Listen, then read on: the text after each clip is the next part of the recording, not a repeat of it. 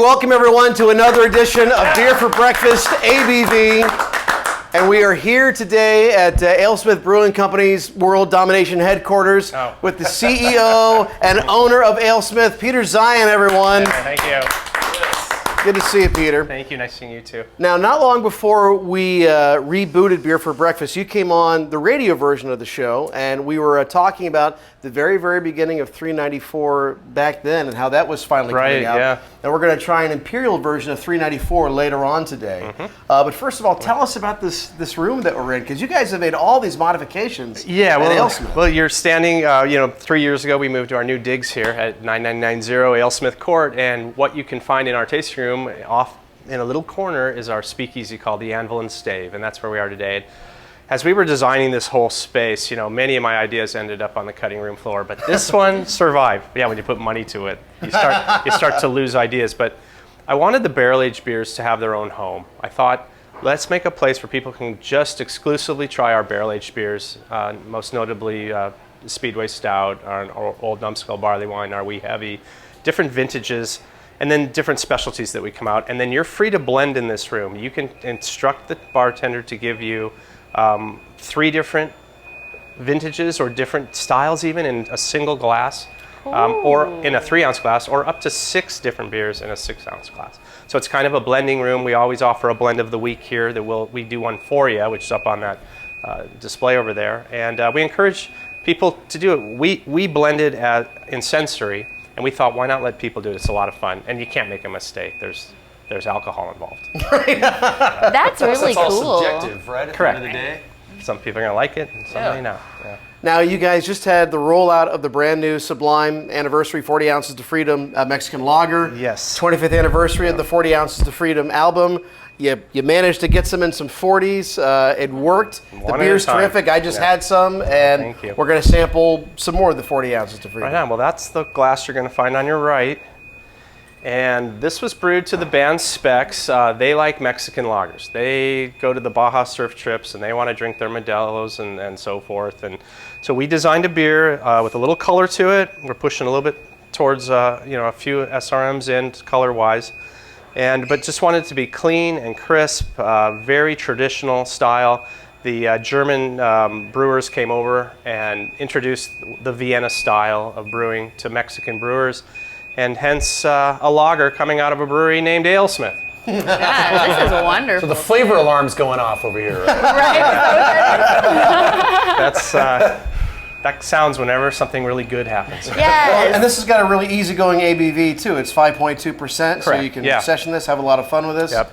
And the rollout event with Bud Gaw went really well. Yeah, we had Bud Gaw here, we had Opie Ortiz, the artist, we had Troy Holmes, the widow of Bradley, and DJ Product, 1969, the original spinners were here, and it was a massive event. It was really nice, really good vibe, real positive day. We probably had 1,100 people through here. That's great. Wow. Yeah, it was good. And introducing perhaps maybe not a craft drinker to craft-made Mexican lagers. So I think I helped the segment too. That's awesome. We all benefit from that. Absolutely. Yeah. Cheers to that. Well, cheers. Cheers. Cheers. Congratulations. Cheers. Thank you. Yeah. And Danielle got to meet Bud at the event too. I did. That was a huge, huge highlight, especially, growing up, listening to Sublime, listening to the 40 Ounces of Freedom religiously.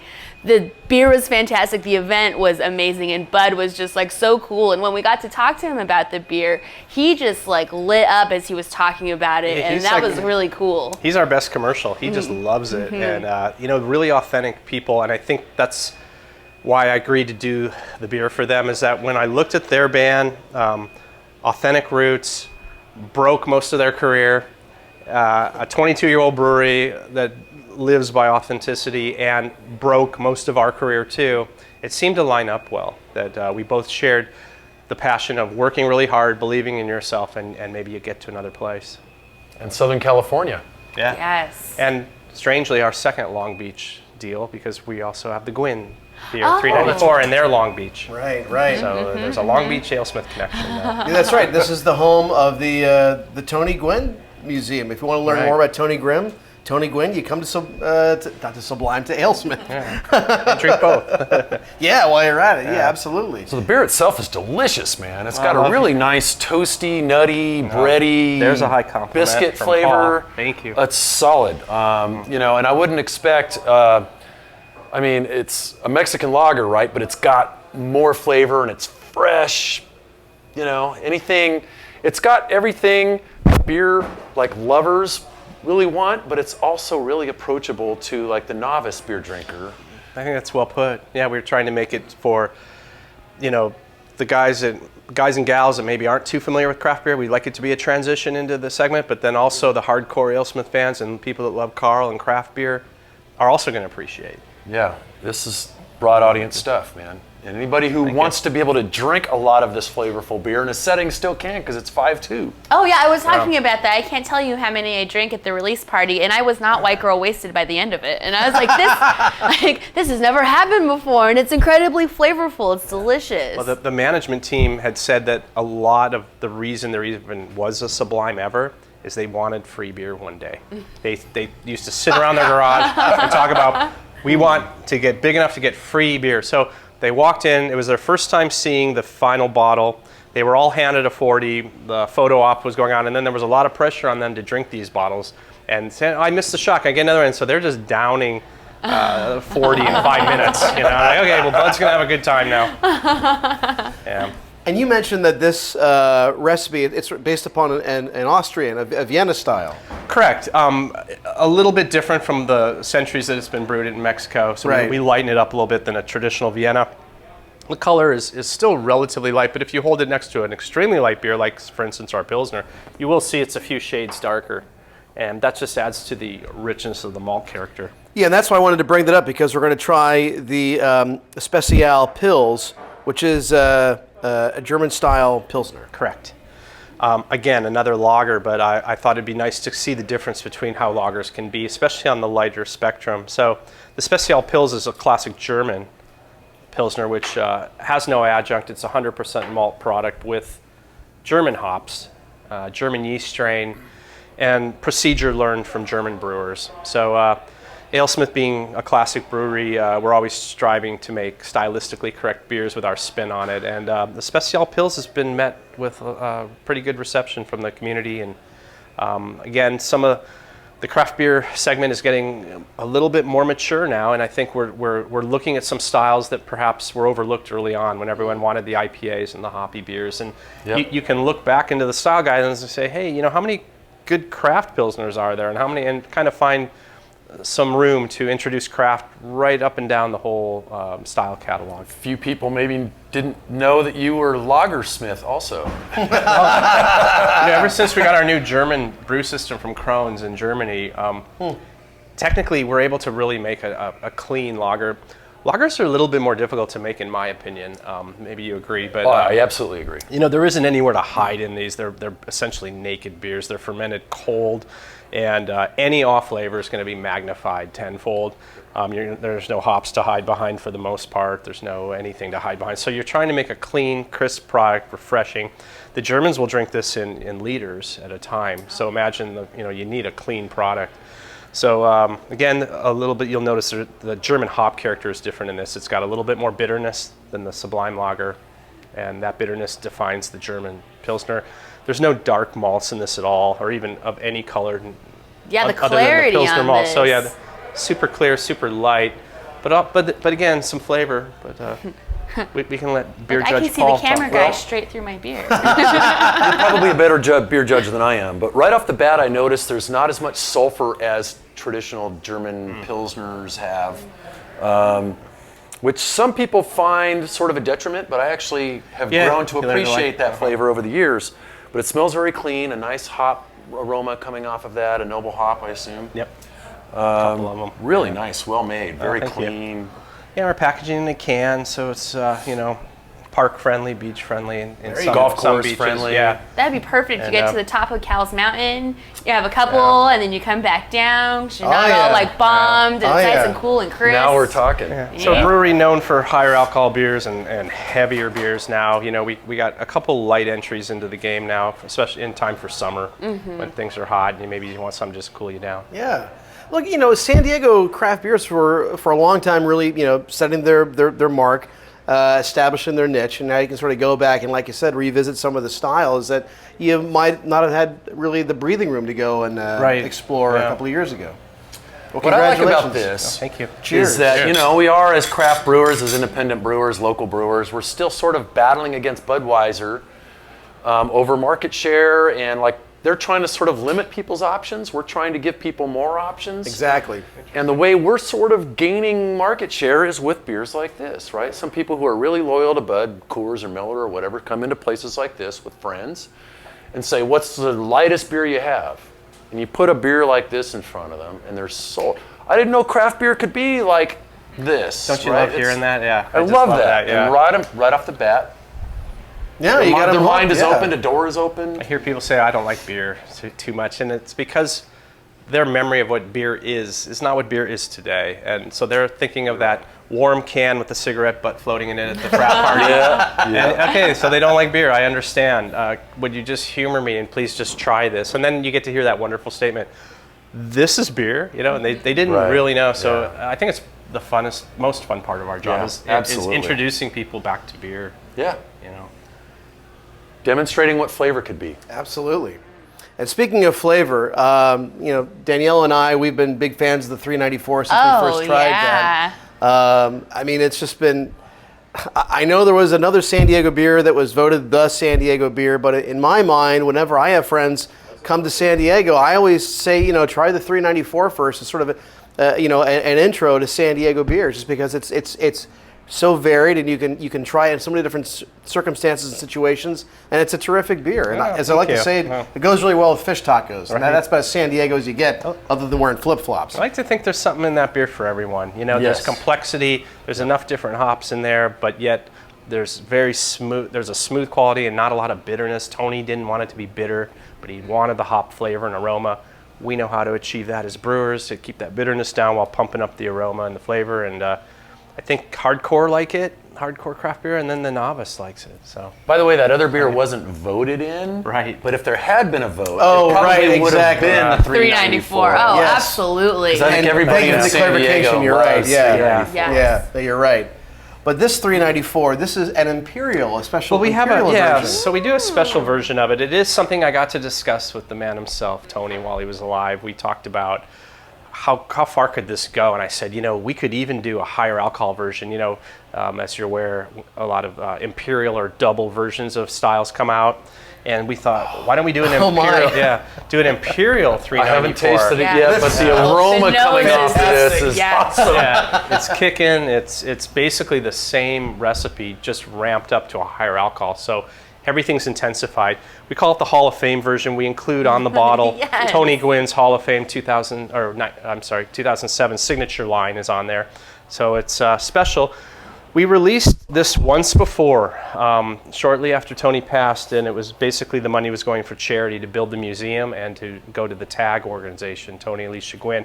And that was in a $7.50 bottle with all real gold on it. And that sold for $25, and it was a little price prohibitive for some to try. So now we have it packaged in a 22 with non-precious metal, but still really nice looking. And again, a big charitable component to that with the proceeds, net proceeds going to TAG organization. I think it's super cool that you talked to him beforehand and that these are options. Yeah. Like that's really, really cool. And it just really makes it that much more authentic that it was his beer. We sat there in his living room. We have a big long list of names we wrote potentially for 394, and we might do other beers, but he had all sorts of funny names he'd been called over the years, like Punch and Judy. The other players called him Punch and Judy because he was a punch hitter. He was just knocking those singles through the 5.5 hole. 5.6 hole. Yeah, right. So they called it the 5.5. Boom. Yeah, 5.5. So they called him Punch and Judy, and he actually told some great jokes. I mean, hopefully Dave Kingman isn't watching this, but he was talking about in the Hall of Fame. He was always busting him. He would see Tony. He's like, "Oh, Punch and Judy's in the room," because he was a home run hitter, Kingman, and so Tony was, he took it. He smiled, said, "Kingman," and year after year after year, Punch and Judy's in the room, and he'd wait for it. He's gonna see me. Yeah, Punch and Judy's here, and then he said, so I went home, I did my homework, and I studied. And I was ready for him the next year. I had my comeback. And here Tony's telling this story. He says, so I'm waiting. I can't wait to see Harry Kingman. He walks in the room. Hey, Punch and Judy's in the room. He's like, hey, Kingman, what's it like to strike out for 4 years? Because he counted the number of strikeouts he had. What's it like to not hit the baseball for 4 solid years? That's awesome. 1,200 strikeouts. But No anyway. one tells stories like ball players, right? Yeah, and Tony was battling at the time, and but he maintained his sense of humor. The smile was there, the optimism. No one knew, that he was months away from passing. Here's to Tony. Tony. It was a Absolutely. true privilege. On behalf of all other San Diegans and Padre fans, it's very cool to see this kind of legacy going forward. Oh, thank you. But on top of it just being cool to sort of honor Tony in this way, the beer itself is like way solid. Anybody? Oh, yeah. This beer right here, I've never had it before. This is my first time, and it's insanely good. Man. Yay. It's So super glad you liked it. tasty. It's got that sort of Vermont style nose, really orangey tangerine and grapefruit. Super fruit forward, and then you drink it. It's got a nice dry, fruity flavor. It's got a lot of hop flavor without a lot of bitterness. Yeah, the malt just Beautifully finishes off balanced sweet. beer, man. Yeah, Really thank solid you. job. I think what a lot of people don't know is that this was not made to commemorate Tony or the 394. Tony worked on these beers with us, and that is the story, is that Tony was trying the sample batches. Tony was the one telling us, I don't know your beer lingo, but I don't like that. And I'm like, okay, I'm not thin-skinned. I'd say, tell me, shoot straight. I mean, I want to get this right for you. The third try is the one he loved, and he goes, that's it, And so I think that's important for people to know. It's like, this beer was made with people Tony. love him even more. Just hearing Yeah, him. no, I mean, and we had that conversation, and it was kind of weird to tell a Hall of Famer. It's like, you understand this beer can't be a gimmick. I'm sorry, don't hate me, but it can't just have your name on it and people try it once. We have AleSmith fans that are expecting something great, and he's like, why do you think we called you guys? It's like he wanted that, and I was having trouble in the beginning seeing how this was going to work. We already couldn't make enough of our own beer, and how is this going to work to make another beer for someone? But the more I learned about the Gwynns, and we have become like family now, we share a lot of the same values. A 20-year single team player, a 20-year brewery in the same city. Yeah. Integrity, loyalty, passion for what they do, seeking perfection and never saying you've reached it. All these things were lining up, and on that unfortunate day being at his funeral, and there was a little handout. I was on those white chairs down in Petco. 4 months into the relationship, they were treating us like family. We were at the most intimate thing you could be invited to. And on the back were these same watchwords, and I said to my wife, there's 6 words here that are in our mission statement for the brewery that represented Tony's life. Not a coincidence. I feel very good about this. And we've raised over $85,000 for charity. Wow. And I should thank all the people that drink the beer, because you raised $85,000 Wow. to go to youth that have obstacles. And Alicia Gwynn works to remove those obstacles, whether it's job, housing, or whatever. Yeah, she had stopped by the morning show right before the museum opened. And, we were just kind of talking about the beer in the museum opening, and, she was talking about their grandkids. And, because this is the first time that they're seeing stuff from the home being taken out to go someplace. And, was asking, where's his stuff going? And she said that, we got to enjoy all of Grandpa's stuff. Now, all of San Diego gets to enjoy it. And, that's really cool that they let us into their family. Oh, I know. To be a part of it as well. As Tony would have wanted it. And that was extremely emotional, getting the pieces into the museum, which is, I point this way because it's right behind us. Yeah. The deadline was coming to opening this museum, and there was nothing in it. And, gently, we're asking Alicia, we're down to 2 weeks. How's it going? When, should we send a truck? Do you need helpers? I got it, Peter. She is a very resourceful woman and gets stuff done. So now we're down to 5 days. There's nothing in the museum. We're down to 3 days. There's nothing there. I said, we have the press coming. There's a ribbon cutting. The mayor's here. When do you think? And looking back, I now know what was going on. I mean, how do you remove these things from the home? And how she even ever did it is beyond me. And then So it was really the day before. We had a team here. She had family members here, and we worked through the night to get it ready for the June 3rd opening. But I absolutely understood, and I, I'm glad I didn't put any more pressure on her. That come on, we're going to look foolish here. But these were things that many of the items were put in the case by Tony, and so I don't think any of us could imagine how tough that could be to remove them and take them to a new home. Yeah.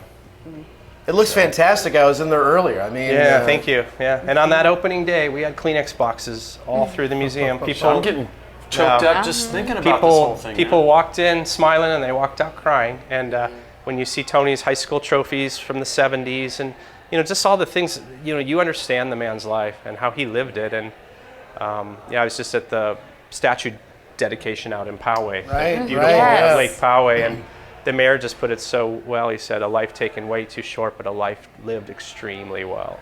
That is a great way to put it. Yeah.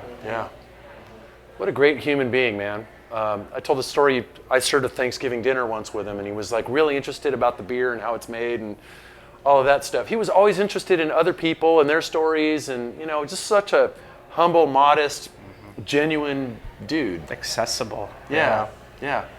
Not only was he a good baseball player, though, he was a basketball player as well. San Diego State. And could have gone either way. Yeah. There's pictures of Tony in the shorty shorts from the from that and era. he stuck with San Diego State too, afterwards. So. Yeah.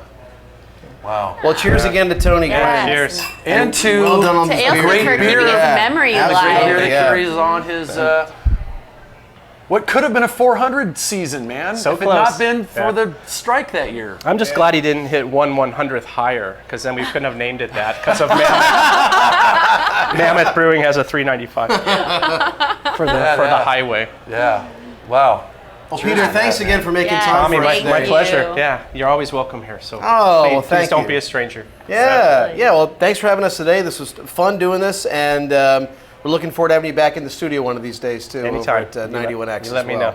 Cool. Thank Well, you. so we tried this is the Imperial version of the 394. We also tried the Sublime 40 Ounce of Freedom, a Mexican lager, that anniversary beer for the 25th anniversary of that Sublime debut album. And we also tried the Especial Pills. You can check them out right there. We'll also get everything up online at 91x.com. Thanks again not only to Peter, but also producer Danielle, who I failed to introduce earlier, everybody. And don't forget to try AleSmith at BeerX. They were going to be there. Yeah. BeerX is coming up. And also, Paul Segura, everybody, Paul. from the Carl Strauss Brewing Company. Just drink local independent craft beer. Like this. Ditto. Yes. And that. Couldn't have put it better myself. Yeah. Thank you, Paul. And Absolutely. if you missed out on the 40s, I know a lot of people did. 12-ounce cans are coming of the Sublime beer. You're going to see it everywhere. Draft at your favorite bars. So no more emails. Just wait a little bit. Try it. It's great. There's more at 91x.com of previous editions of Beer for Breakfast ABV and the radio version of Beer for Breakfast. Thanks for spending some of your day with us, because let's face it, you don't really want to go to work right now, do you? 91x.com. Thanks, and make sure you check out the radio edition of Beer for Breakfast Friday morning at 8:45. Thank you again, Peter. Yes. Thank you. AleSmith Brewing Company.